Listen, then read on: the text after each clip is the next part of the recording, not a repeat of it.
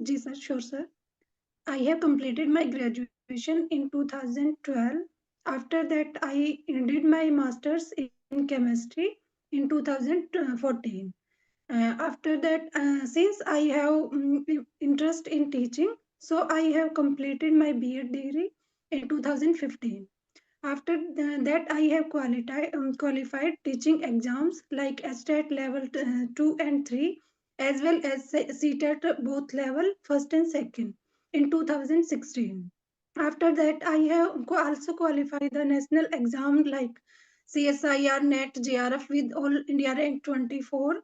Also qualified GATE examination, and since I have also interest in research, so I have started my PhD in 2018 and also completed my PhD degree in 2023. And my hobby is teaching and learning. Sir, that's all about me. Okay, very good, बहुत बढ़िया। तो सबसे पहले आपने mention किया है जैसे कि आपका नेट और गेट क्वालिफाइड है एंड आपने पीएचडी भी किया हुआ है। तो पीएचडी हाँ करने जी के सर। बाद आपने साइंटिफिक जर्नी ज्वाइन क्यों नहीं की? कुछ रिसर्च वगैरह आगे आपने पोस्ट डॉक वगैरह क्यों नहीं किया? टीचिंग में क्यों आ गया? मेरा टीचिंग में ही इंटरेस्ट था स्टार्टिंग से, तो मैंने आपने अपनी नॉलेज अपग्रेड करने के लिए मैंने, जैसे मेरा JRF भी हो गया था तो मेरी फेलोशिप भी थी, उसके अकॉर्डिंग मैंने अपनी पीएचडी कंटिन्यू रखी। लेकिन मेन इंटरेस्ट मेरा टीचिंग में ही है, इसलिए मैंने अभी टीचिंग एग्जाम्स के लिए प्रिपेयर करना शुरू कर दिया पीएचडी अगर के आपका लिए। टीचिंग में इंटरेस्ट था तो फिर आपने पीएचडी डिग्री क्यों की? पीएचडी यानी कि रिसर्च में क्यों अपने 4-5 साल आपने वहां पे लगाए? सर मैं अपनी नॉलेज अपग्रेड हुई, कुछ मैंने एक्सपेरिमेंटल चीजें भी वहाँ पे सीखी हैं जो डेफिनेटली हेल्प करेंगी बच्चों को भी, अगर मैं उन्हें पढ़ाती हूँ तो जो ये जैसे एनसीएफ में भी लर्निंग बाय डूइंग कंसेप्ट आता है, तो मैंने वो जो अपने बाय हैंड अपनी चीजें सीखी हैं वो भी काम आएंगी अपने आप को अपग्रेड करने के लिए मैंने पीएचडी की सर। आप केमिस्ट्री सब्जेक्ट ही क्यों पढ़ा रहे हैं? आप फिजिक्स या मैथ क्यों नहीं पढ़ा रहे? मतलब कहने का मतलब ये है सर कि आपको जैसे केमिस्ट्री टीचर ही क्यों बनना है? हाँ जी सर, जैसे 10th मेरी गवर्नमेंट स्कूल से हुई है तो उस टाइम तक मैं हिंदी मीडियम से थी। जैसे ही मैंने 11th में गई, वहां से मेरी इंग्लिश जर्नी शुरू हुई।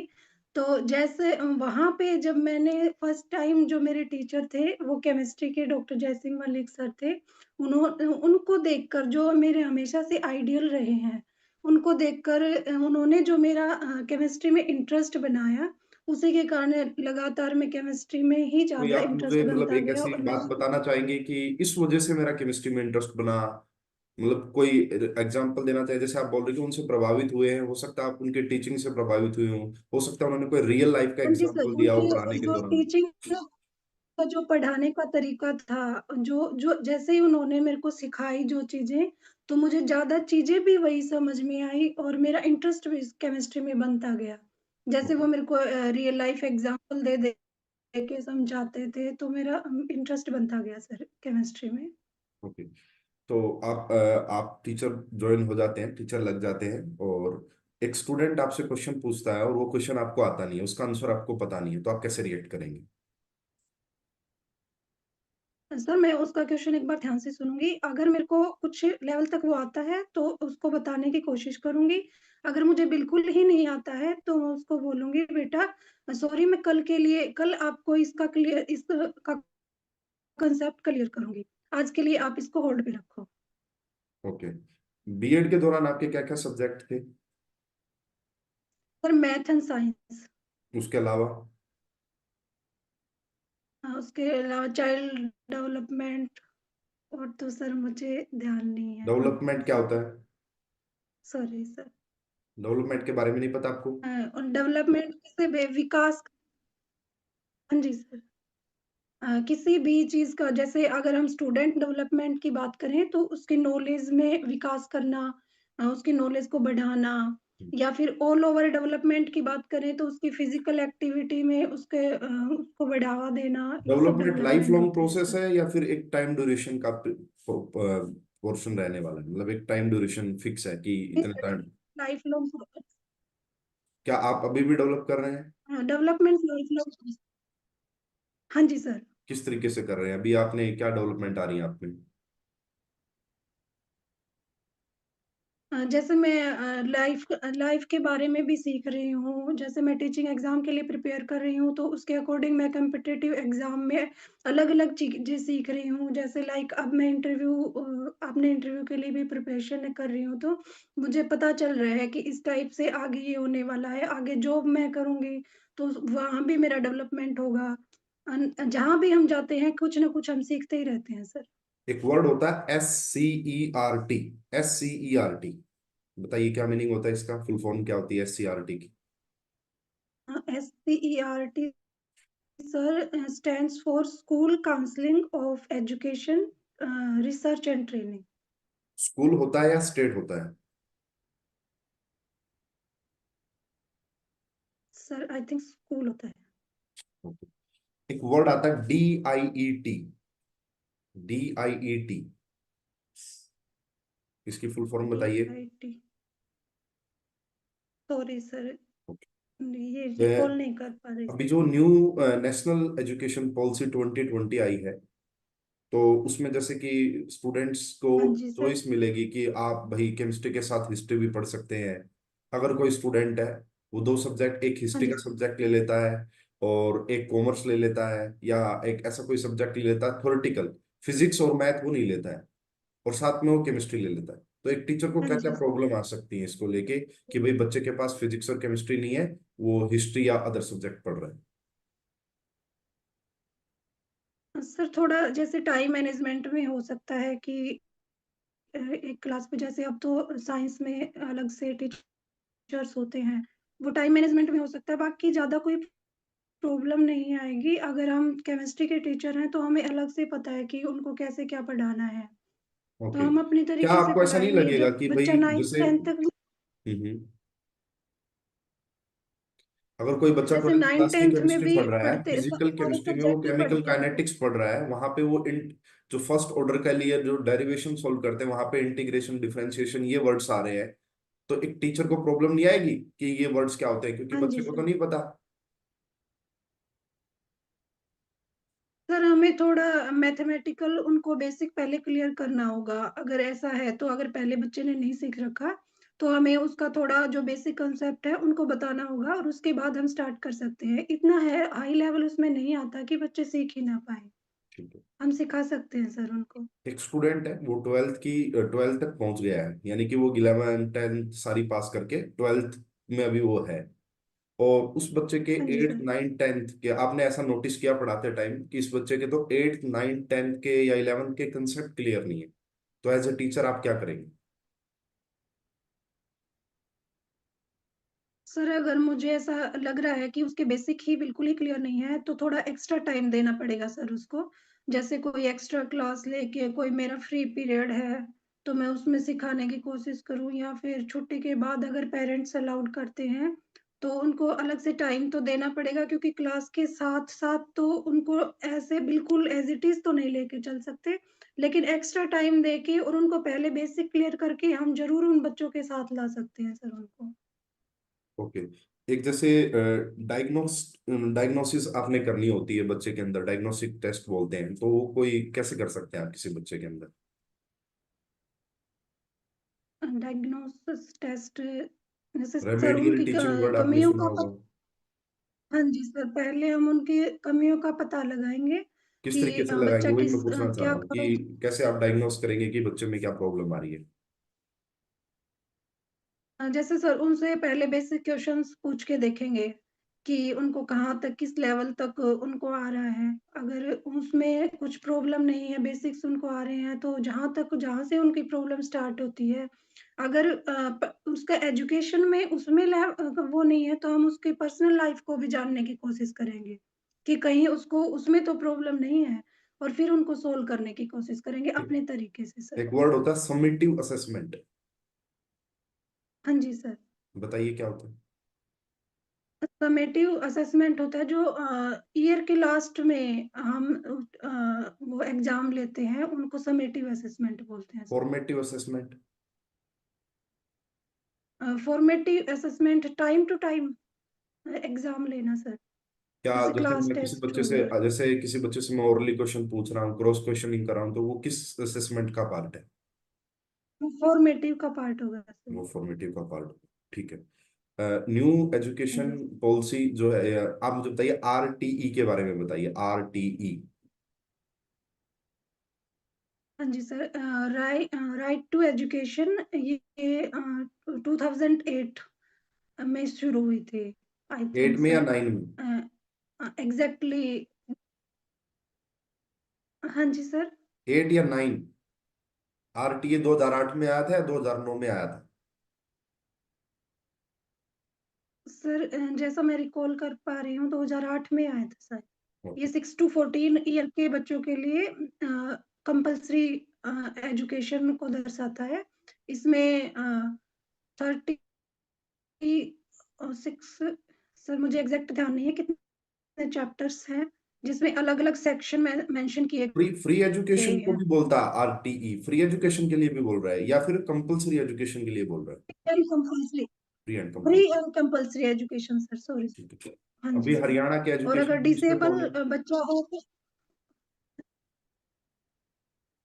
श्री महिपाल ढांडा जी। किस विधानसभा क्षेत्र से वो आते हैं?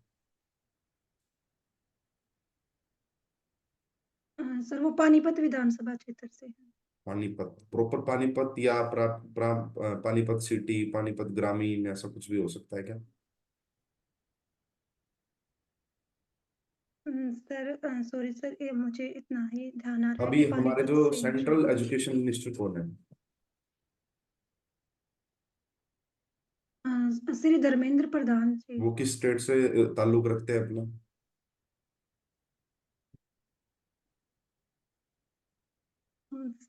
सॉरी सर, उसका नहीं पता। अभी जैसे अभी मिनिस्ट्री ऑफ एजुकेशन बोला जा रहा है, एमईओ है ना, मिनिस्ट्री ऑफ एजुकेशन, पहले इसका नाम क्या था? पहले MHRD था sir, M minister of human research development. Human research development. MHRD sir. Okay, ठीक है।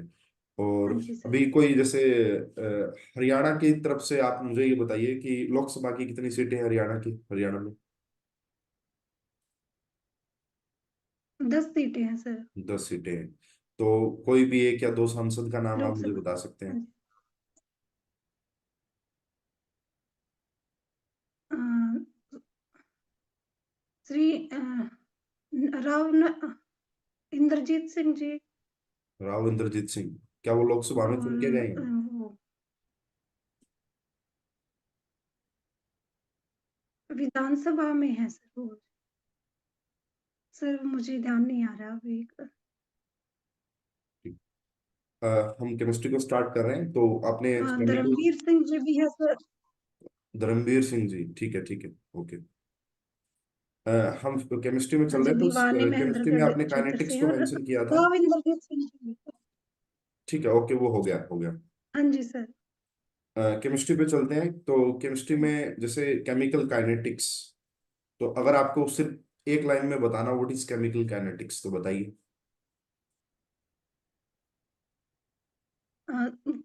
Chemical kinetics is to measure the speed of a chemical reaction, speed of a study chemical the rate of a reaction। Rate of reaction. हाँ जी। Rate क्या temperature से affect हो सकता है? Rate of reaction हाँ जी sir, rate depends on temperature sir. किस किस तरीके से डिपेंड करता है? Sir, every rise in 10 degrees Celsius, there is an increase of twice or thrice in the rate। Okay. अगर आप बात करते हैं फर्स्ट ऑर्डर हाँ की जी केमिकल काइनेटिक्स हमारे पास है, उसके लिए यूनिट ऑफ रेट कांस्टेंट क्या होते हैं? पर सेकंड सर, पर यस। कैसे निकाला यूनिट आपने, टाइम। कैसे निकाला पर सेकंड? सर जैसे rate is directly proportional to the concentration की power 1 in case of first order. फिर अगर हम प्रोपोर्शनलिटी साइन हटाते हैं तो हमारे पास के आता है, कंसंट्रेशन की क्या रेट यूनिट होती है? कांस्टेंट आता है। तो मोल पर लीटर सर। ओके, कंसंट्रेशन की मोल पर लीटर होती है। और ठीक है, कि पावर आपने 1 बोला और वहां पे। रेट रेट की सर कंसंट्रेशन अपॉन टाइम होती है, तो कंसंट्रेशन से कंसंट्रेशन कैंसिल आउट, तो 1 अपॉन टाइम बच जाएगा सर, जैसे पर सेकंड हो गया सर। एक वर्ड यूज करते हैं हम, सूडो यूनिमोलिकुलर रिएक्शन। हाँ जी सर। बताइए। It is a reaction of higher order, but under some condition it seems it behaves as a unimolecular reaction. यानी जैसे हम एग्जाम। किसी एक रिएक्टेंट को एक्सेस अमाउंट में ले लेंगे तो वो कांस्टेंट की तरह उसमें बिहेव करेगा, जिससे वो यूनिमोलिकुलर फर्स्ट ऑर्डर हो जाएगी कोई एग्जांपल सर। बताइए। Like hydrolysis of ethyl acetate, उसमें जो वाटर की कंसंट्रेशन होगी उसमें एक्सेस अमाउंट में होगी तो उसको कांस्टेंट ले लेंगे सर। तो जो रेट ऑफ रिएक्शन है वो सिर्फ इथाइल एसीटेट की कंसंट्रेशन पे डिपेंड करेगा। फर्स्ट ऑर्डर की दूसरा रिएक्शन के एग्जांपल लिए होगा लाइफ सर टाइम क्या होता है? हाँ जी sir, sorry sir. First order की केमिकल काइनेटिक्स के लिए टी 100% क्या होता है? Infinite sir. क्यों?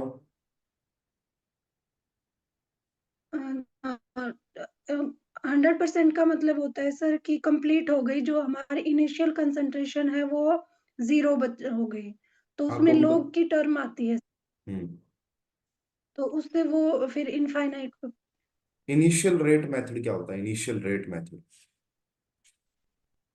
इनिशियल रेट मेथड में सर हम कोई दो रेट देंगे, उससे हम ऑर्डर निकालना होता है सर। रेट से ऑर्डर निकालते हैं? गिवन होगा इनिशियल रेट मेथड, रेट और कंसंट्रेशन दी होगी सर अलग कोई अलग कोई रिएक्टेंट एक की। एग्जांपल दे के बताइए मुझे कि भाई ये ऐसा ऐसा होगा, और इस तरीके से मैं इनिशियल रेट मेथड का यूज करूंगी और ये ऑर्डर निकल के आएगा। कोई एग्जांपल दीजिए। हाँ जी सर, जैसे दो एक्सपेरिमेंट किए हमने, जिसमें हम हमें गिवन है रेट R1, और दो रिएक्टेंट है हमारे पास A एंड B, और उनकी कंसंट्रेशन गिवन है, ऑर्डर नहीं पता सर हमें उनका ऑर्डर कितना है। ऐसे ही दूसरा एक्सपेरिमेंट है जिसमें R2 दिया होगा और concentration of A and B, उससे हम कंपेयर करेंगे, जैसे R1 इज इक्वल टू के दोनों का अगर सेम है, वो रिएक्टेंट सेम है तो के सेम होगा, तो वो कैंसिल आउट हो जाएगा, और कंसंट्रेशन की पावर हम उनकी जो ऑर्डर है वो m या n मान लेंगे सर, और उसके अकॉर्डिंग जब हम उनको डिवाइड करके और कंपेयर करके निकालेंगे तो ऑर्डर निकला आएगा सर। ओके। जो ऑर्डर ऑफ रिएक्शन होता है, क्या मतलब कोई मेथड बताइए हाँ जिससे जी हम सर, उसको आइडेंटिफाई कर पाए। ऑर्डर ऑफ रिएक्शन हम ग्राफिकल मेथड से भी निकाल सकते हैं सर, ठीक है। और integrated rate law integrated rate method ला क्या से। होता है? कैसे कैसे निकालते हैं इसमें? उससे हम इंटीग्रेटेड रेट लॉ में सर अलग अलग, जैसे जीरो ऑर्डर की अलग इक्वेशन होती है, रेट इक्वेशन होती है सर, फर्स्ट ऑर्डर की अलग होती है और सेकंड की अलग, तो उसमें कंसंट्रेशन टर्म और ये पुट करके निकाल सकते हैं सर। ओके। वैसे एक्चुअली ही मेजर कर सकते हैं हम रेट को, थ्योरेटिकली तो हम मोलिकुलरिटी को मेजर कर सकते हैं सर। स्टडी स्टेट अप्रोक्सीमेशन के बारे में बताइए। स्टेडी स्टेट अप्रोक्सीमेशन में हम सर एक रिएक्टेंट की कंसंट्रेशन को कांस्टेंट लेके चलते हैं। रिएक्टेंट की कंसंट्रेशन को?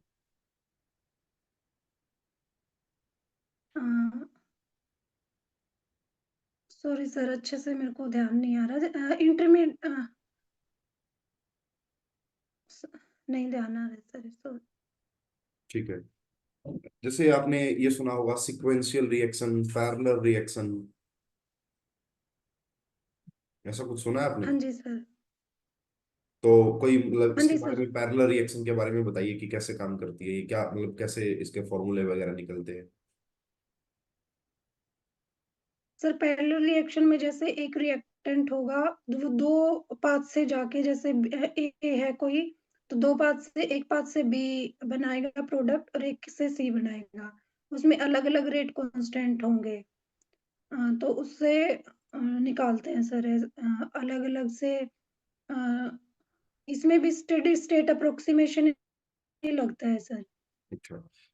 एक्टिवेशन जो कैटलिस्ट और होता है वो एक्टिवेशन सिक्वेंशियल एनर्जी को में जैसे, इंक्रीज करता है एक या डिक्रीज करता है? कैटलिस्ट एक्टिवेशन एनर्जी को डिक्रीज कर देता है सर, डिक्रीज जिससे कर हमारा देंगे। रेट ऑफ रिएक्शन इंक्रीज हो जाता है। ठीक है। हाँ जी सर। इनऑर्गेनिक में आपसे मैं बॉन्डिंग से रिलेटेड क्वेश्चन पूछना चाह रहा हूँ। हाँ जी सर। ठीक है। फजान्स रूल के बारे में बताइए। फजान्स रूल सर आयनिक कंपाउंड में कोवेलेंट कैरेक्टर को बताता है। अच्छा, क्या किसी आयनिक बॉन्ड में कोवलेंट कैरेक्टर होता है? हाँ जी सर, कुछ परसेंट में, जैसे फजान्स रूल ने एक्सप्लेन किया है उसमें हम्म। कि अगर जितने कैटायन की पोलराइजेबिलिटी होगी, हम्म। कैटायन की polarizability means tendency of the cation to polarize the anion. एक हम्म। टाइम ऐसा आता है कि वो उसको, उसके जो डाइपोल होते हैं उनको पोलराइज करके कुछ उनमें कोवेलेंट कैरेक्टर लाने की टेंडेंसी रखता है। जितनी क्या ज्यादा कोई भी बॉन्ड 100% कोवलेंट हो पोलराइजेबिलिटी। सकता है? नहीं सर, 100% नहीं होता। जैसे अभी तो आपने बताया कि कोवलेंट बॉन्ड में, आयनिक बॉन्ड में कोवलेंट कैरेक्टर का पता करने के लिए हम यूज करते हैं फजान्स रूल का। अगर किसी कोवलेंट बॉन्ड में हमें आयनिक फजान्स परसेंटेज रूल, का पता करना तो वो कैसे करेंगे?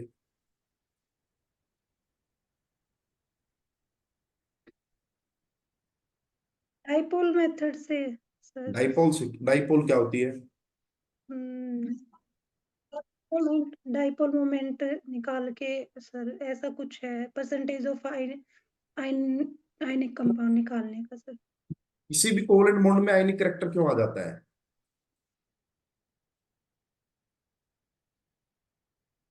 सर कुछ इलेक्ट्रोनेगेटिविटी डिफरेंस होता है जिसके कारण उनमें डाइपोल क्रिएट हो जाते हैं। डाइपोल डाइपोल पॉजिटिव और मतलब डाइपोल नेगेटिव क्रिएट कैसे हो जो गया मतलब? पोल है उनमें। सर जैसे more electronegative element have tendency to attract the less electropositive element को।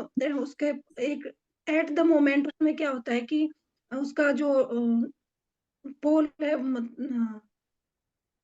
वो डिस्टोर्ट होने की टेंडेंसी रखता है सर। एक साइड पॉजिटिव चार्ज क्रिएट होगा, एक साइड नेगेटिव, तो ठीक है। उससे उसकी वजह से ही आता है सर। जब हम एमओटी पढ़ते हैं, मॉलिक्यूलर ऑर्बिटल थ्योरी, तो पहले तो क्या बताइए, हाँ जी सर। वैलेंस बॉन्ड थ्योरी को ट्रांजिशन मेटल कॉम्प्लेक्सेस पे अप्लाई किया जा सकता है? बैलेंस बॉन्ड थ्योरी को, हाँ जी सर, वीबीटी कोऑर्डिनेशन कंपाउंड्स में जैसे अप्लाई हुई थी, उसमें हाइब्रिडाइजेशन कॉन्सेप्ट से अप्लाई कर सकते हैं सर। ओके, हाइब्रिडाइजेशन से कर सकते हैं। और वेसपर थ्योरी जो है, वेसपर थ्योरी, क्या वो भी कोऑर्डिनेशन कंपाउंड्स के लिए, ट्रांजिशन मेटल कॉम्प्लेक्सेस के लिए एप्लीकेबल है? नहीं सर, वेस्पर थ्योरी एक्सप्लेन नहीं कर पाई थी सर उनको। ओके। हाँ जी एमओटी सर। में एक वर्ड आपने सुना होगा, एसपी मिक्सिंग। एसपी मिक्सिंग, हाँ जी सर। जैसे कि आपने ऐसा पढ़ा होगा कि जो ऑक्सीजन होता है वहां पे, तो जो आपका जो ऑर्बिटल्स, जैसे जो 614 इलेक्ट्रॉन से ज्यादा वाले होते हैं, वहां पे जो ऑर्बिटल्स होते हैं पाई वाले, वो बेसिकली वो ऊपर होते हैं, बॉन्डिंग वाले। और जैसे कि हाँ जी सर। 14 इलेक्ट्रॉन तक वो नीचे होते हैं। तो ऐसा ऐसा किसकी वजह से हाँ होता जी है? सर, वो एसपी मिक्सिंग के कारण ही क्या क्या होता है होती है sir. SP mixing? SP mixing में सर कुछ जैसे अम, उनकी एनर्जी डिफरेंस कम हो जाता है सर ऑर्बिटल का। हम्म। जैसे एक एटम कार्बन है और ऑक्सीजन है, तो जो उनकी इलेक्ट्रोनेगेटिविटी डिफरेंस के कारण कुछ ऐसा होता है कि सर उनके जो एनर्जी डिफरेंस कम होने के कारण उनमें रिपल्शन की वजह से वो ऐसा कुछ सर, एग्जैक्ट तो मेरे को ध्यान नहीं है कि क्या जीरो है ओवरलैपिंग सर। का कोई एग्जांपल दीजिए। जीरो ओवरलैपिंग हीलियम एटम में। ओवरलैपिंग क्या होती है? Overlapping is the mixing of orbital. Mixing of orbital, तो उसको हम बोलते हैं ये। तो हीलियम में क्या, हीलियम में जीरो जीरो कैसे होती है, जीरो ओवरलैपिंग कैसे होती है? सर उसमें एम्प्टी ऑर्बिटल नहीं होते सर, उस वजह से ना हाफ फील्ड होते हैं सर। अच्छा, हाफ फील्ड होते हैं हीलियम में? नहीं सर, नहीं होते हाफ फील्ड और ना फुली फील्ड ऑर्बिटल जैसे होते हैं मैंने जो आपको जैसे वो मेंशन कर बॉन्ड दिया नहीं कि बना। Inter nuclear axis x axis है, inter nuclear axis x axis है। हाँ जी तो सर। पीजेड और पीजेड में कैसी ओवरलैपिंग होगी, कैसे बॉन्ड की फॉर्मेशन होगी? पीजेड और सर दूसरा क्या बताया आपने? दूसरा भी पीजेड है। सर सिग्मा बॉन्ड बनाएंगे, हेड ऑन ओवरलैपिंग हो जाएगी सर।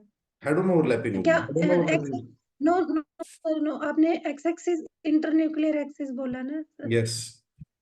पाई ओवरलैपिंग साइडवेज ओवरलैपिंग होगी सर। साइडवेज ओवरलैपिंग होगी, पाई ओवरलैपिंग होगी। ठीक है। न्यूक्लियोफिलिसिटी एंड बेसिसिटी में क्या डिफरेंस होता है?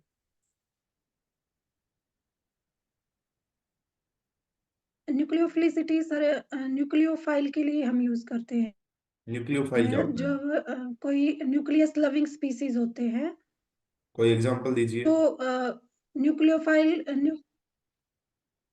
लाइक OH नेगेटिव हो गया सर। वो ऐसा नेगेटिव एक न्यूक्लियोफाइल है। हाँ जी तो सर। जैसे आपने और बोला कि न्यूक्लियोफिलिसिटी न्यूक्लियोफाइल के है, लिए यूज करते हैं न्यूक्लियोफिलिसिटी। हाँ जी सर, जो जब कोई जो न्यूक्लियस लविंग स्पीसीज होता है वो अटैक करता है अदर देन हाइड्रोजन, तो हम अदर उसको देन हाइड्रोजन। न्यूक्लियोफाइल न्यूक्लियोफिलिस जी अच्छा, सर। मतलब न्यूक्लियोफिलिसिटी में। अगर वो हाइड्रोजन हाँ, अगर वो हाइड्रोजन को अटैक करता फिर? अगर वो हाइड्रोजन फिर उसको बेसिसिटी बोलेंगे सर, बेस के लिए यूज करते हैं। ओके, एक मेरे पास बी आर लाइक नेगेटिव है और LDA एक हो गया मेरे सर। पास आई नेगेटिव है। ओके। हाँ जी सर। किसकी न्यूक्लियोफिलिसिटी ज्यादा ठीक है होगी सर। और क्यों? आई नेगेटिव की ज्यादा होगी सर न्यूक्लियोफिलिसिटी। न्यूक्लियोफिलिसिटी। क्यों? हाँ जी सर, क्योंकि क्यों? साइज बड़ा होगा तो उसके इलेक्ट्रॉन पे जो है होल्ड कम होगा, तो इजीली डोनेट कर पाएगा सर इलेक्ट्रॉन को। बेसिसिटी किसकी ज्यादा होगी? बेसिसिटी Br नेगेटिव की ज्यादा होगी सर, क्यों? क्योंकि H के साथ बेसिसिटी होता है कि हाइड्रोजन हाइड्रोजन पे अटैक करना, तो उसको इजीली, सॉरी सर एक्सप्लेन नहीं कर पा रही है उसको। ओके। इलेक्ट्रॉन डेंसिटी ज्यादा होगी सर, बेसिसिटी के लिए हम इलेक्ट्रॉन डेंसिटी ज्यादा देखते हैं सर, तो साइज बट छोटा होगा Br का। इलेक्ट्रॉन डेंसिटी तो आपने बताया कि आई नेगेटिव का साइज बड़ा तो इजीली होल्ड नहीं कर पाएगा, तो वो डोनेट कर देगा इजीली। तो आपने ऐसा ही बताया था थोड़ी सी देर पहले मुझे न्यूक्लियोफिलिसिटी के केस में। तो क्या यहाँ हाँ पे जी, आई नेगेटिव बेसिसिटी में ऐसा क्यों इलेक्ट्रॉन नहीं की होगा? होल्ड कम होगा, हाँ, होल्ड होल्ड कम कब? होगा सर आई नेगेटिव के केस में, तो उसके हम्म। कारण वो उस पे इजीली इलेक्ट्रॉन डोनेट कर पाएगा। तो मतलब बेसिक और बॉन्ड ज्यादा बेसिसिटी होगा, के बी आर केस नेगेटिव में आई electron negative? Density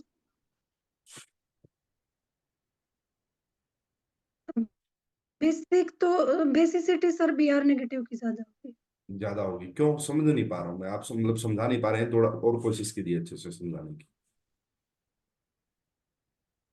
Br negative में से सर जैसे बेस को हाइड्रोजन पे अटैक करना होता है, हाइड्रोजन को अटैक करना होता है, तो इजीली स्ट्रॉन्ग बॉन्ड बनेगा सर उसका ऐसे ही क्यों हाइड्रोजन के न्यूक्लियोफाइल साथ इलेक्ट्रोफाइल HBr को जैसे इलेक्ट्रॉन डोनेट बनेगा। करता होगा? तो एच पॉजिटिव होने से और इलेक्ट्रोफाइल होने हाँ से जी चेंज सर। आ रहा है, या उन्हीं के अंदर बेस होने का मतलब है, या फिर न्यूक्लियोफाइल होने की वजह से डिफरेंस आ रहा है? सर Br नेगेटिव और आई नेगेटिव की वजह से आ रहा है ना कि उस पे। ठीक है। आप मुझे बताइए, जैसे एक एक वर्ड हम सुनते हैं विलाइलिक हलाइड और एक होता है अलाइलिक हलाइड, किसमें रेट ऑफ रिएक्शन ज्यादा होता है हाँ जी सर, सब्स्टिट्यूशन का, और क्यों उस पे एलाइलिक हैलाइड में सर ज्यादा होता है? Substitution reaction. क्यों? हाँ जी सर, अगर हम ऐसे लेंगे तो सर स्टेबल कार्बोकेटायन बनेगा, अच्छा, अगर स्टेबिलिटी ऑफ अगर मेरे पास कार्बोकेटायन SN2 रहेगी। मैकेनिज्म है फिर?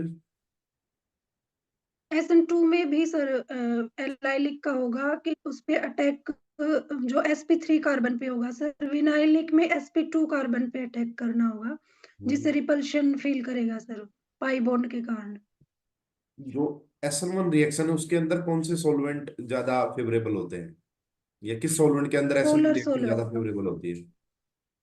Polar solvent sir. Polar, aprotic या प्रोटिक?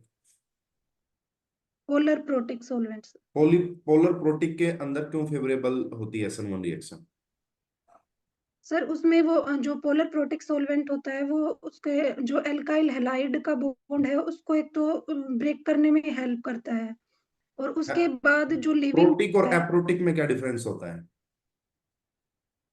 पोलर प्रोटिक में सर हाइड्रोजन होता है सर, जैसे H2 हो गया, हम्म। तो ये पोलर प्रोटिक हो गया, जैसे अल्कोहल हो गया सर। हम्म। और जैसे पोलर एप्रोटिक वो होते हैं जिसमें सर हाइड्रोजन इजीली अवेलेबल नहीं होता।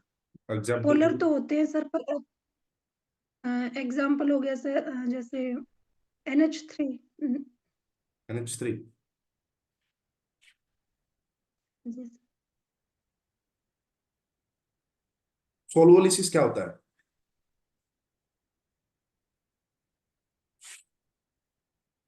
सोलवोलिसिस सर,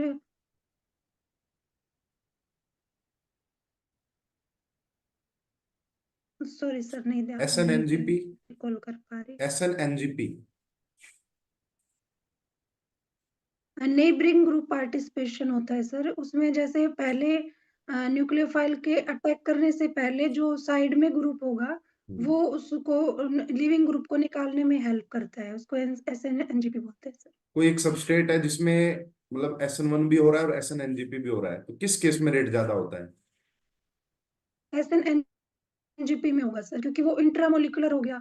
जैसे हम्म।